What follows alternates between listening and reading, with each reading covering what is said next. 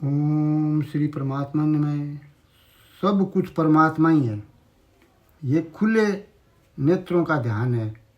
इसमें न आँख बंद करने के ध्यान की जरूरत है, न कान बंद करने नादानुसंधान की जरूरत है, न नाक बंद करने प्राणायाम की जरूरत है।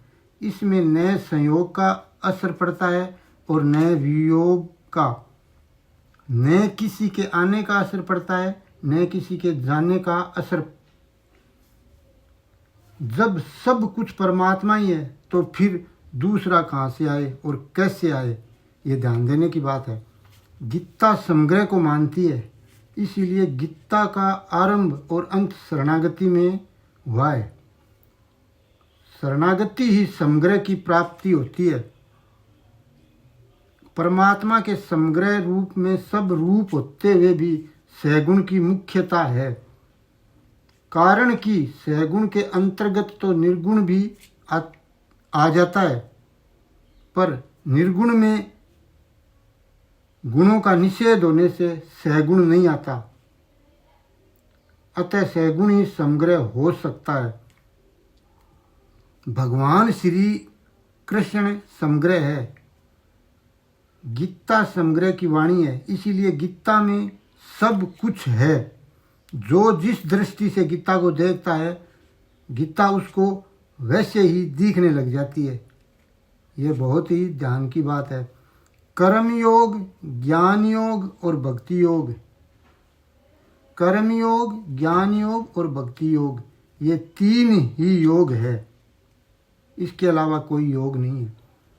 शरीर अपरा को लेकर कर्म योग है, शरीरी परा को लेकर ज्ञान योग है, और शरीर शरीरी दोनों के मालिक भगवान को लेकर भक्ति योग है।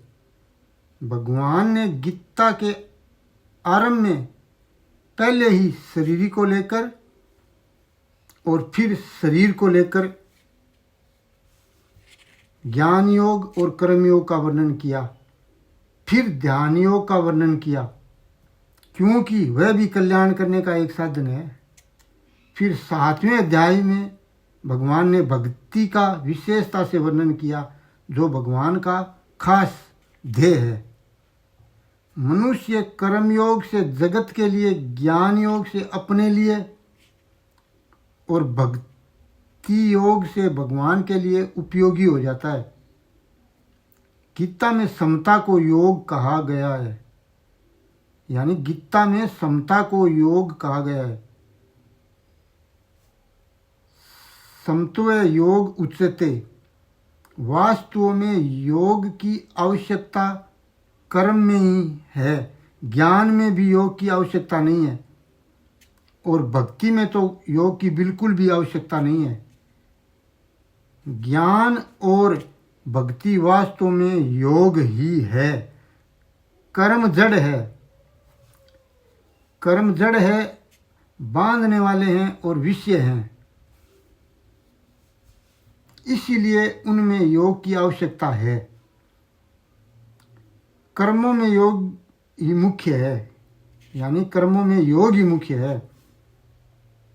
योग के सिवाय कर्म कुछ नहीं है। कर्तृत्व भी कर्म करने से ही आता है, इसीलिए गीता में योग शब्द विशेषकर कर्म योग का ही वाचक आता है। गीता की पुस्तिका में भी योगशास्त्र पद का अर्थ कर्मयोग की शिक्षा है। कर्मयोग में 2 विभाग है, एक कर्म विभाग और योग विभाग। कर्म विभाग पूर्वाध है और योग विभाग उत्तराध है। कर्म कर्ण सापेक्ष है और योग कर्ण निरपेक्ष है।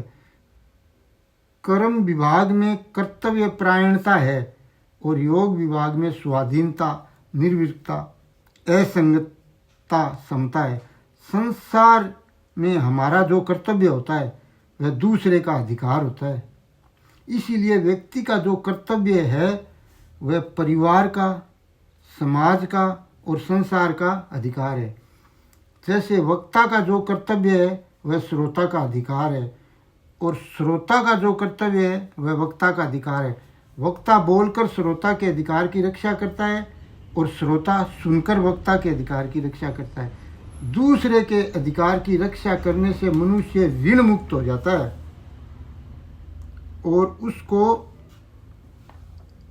योग की प्राप्ति हो जाती है। दूसरे के अधिकार की रक्षा करने का तात्पर्य है शरीर, वस्तु, योग्यता और सामर्थ्य को अपनी न समझकर प्रत्युत दूसरों की समझकर दूसरों की सेवा में अर्पित कर देना। संसार में वस्तु और व्यक्ति के साथ हमारा संयोग होता है।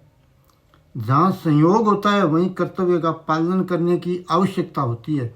वस्तु का संयोग होने पर उस वस्तु में ममता न करके उसका सदुपयोग करना, उसको दूसरों की सेवा में लगाना हमारा कर्तव्य है।